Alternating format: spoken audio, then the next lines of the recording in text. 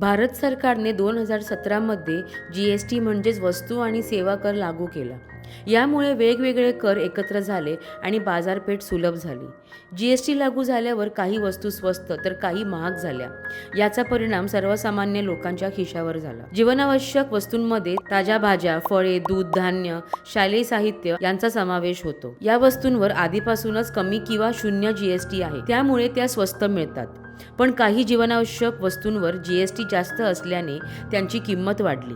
त्याचबरोबर आधीच्या टॅक्सबाबत लोकांना जास्त माहिती नसल्याने सामान्य लोकांच्यात अशी भावना निर्माण झाली की जी-एस-टीमुळेच महागाई वाढली. यामुळे सरकार आता काही जीवनावश्यक वस्तूंवरील जी-एस-टी दर कमी करण्याचा विचार करत आहे. फॉर एक्झाम्पल, गरिबांचे वाहन असलेल्या 10,000 रुपयांपेक्षा कमी किमतीच्या सायकलवरील जी-एस-टी 12% वरून 5% करण्याचा प्रस्ताव आहे. तसेच इतर डेली वस्तूंवरही जी-एस-टी कमी करण्याची शक्यता आहे. जी-एस-टी दर कमी झाल्यास या वस्तू स्वस्त मिळतील, सर्वसामान्यांचा खर्च कमी होईल आणि महागाईचा भार हलका होईल.